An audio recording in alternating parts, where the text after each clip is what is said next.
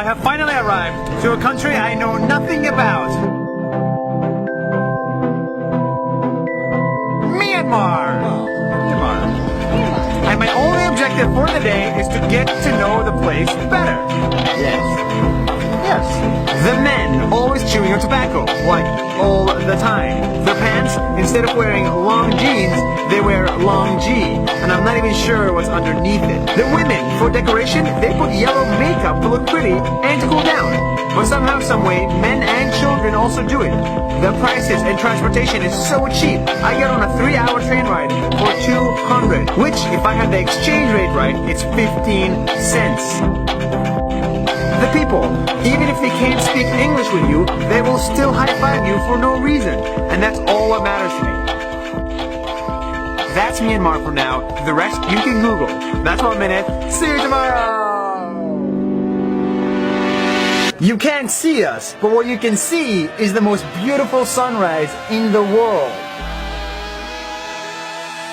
What you can see is the sun rising over 2,000 pagodas here in Myanmar. What you can see are hot air balloons going up right in time to catch the sunrise. And what you can see are temples so beautiful, it's hard to believe they exist.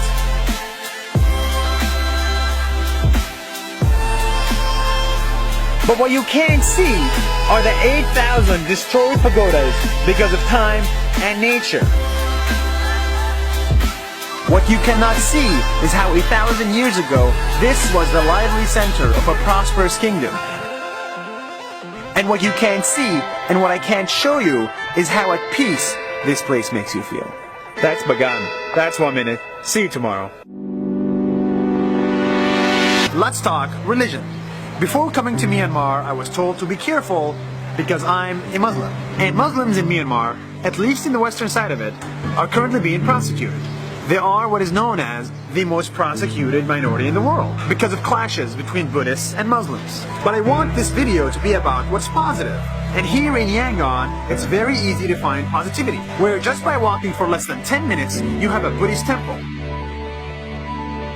built right next to a mosque. Where just a minute away from there, you can find a church. That is also 5 minutes away from a synagogue. And if you're not from any of these religions, then Chinatown is right nearby. Yes, Western Myanmar is in crisis, but I cannot think of many places in the world where in less than a kilometer radius, all these diverse religions exist side by side. That's 1 minute. See you tomorrow from the north. Hello! We are stuck in the middle of a lake.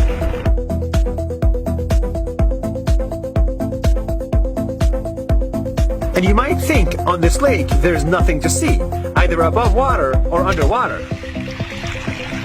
But you're wrong! There's a lot to see here that you won't see anywhere else in the world. Like the fishermen who paddle with their feet. Fish with their giant nets.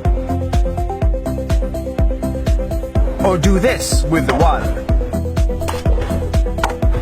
There's also a floating village, kind of like Venice, just a little bit less romantic. And inside these houses, you can find the silver makers and the textile makers. But these guys have longer necks. And we're finally done with the beautiful nature of Myanmar! That's 1 minute! See you tomorrow! It's my last day here in Myanmar, and I've explored a lot of the nature, like this, and this. But what I haven't explored enough of are the people. See, up until 10 years ago, Myanmar was hard to visit. The government was run by the military, which means it was not very kind or democratic. But now it's changing, and with that change, you get to see beautiful places, but also meet beautiful people. Like Mieti the doctor, Jordan the architect, William the med student, Steven the YouTuber, Wimpeng the med student too, Nay the business student, Momo the linguist, and Yeti the marine engineer. They're all great. And I have a feeling you'll get to meet more of them very, very soon. Bananas! That's 1 minute. See you tomorrow! See you tomorrow!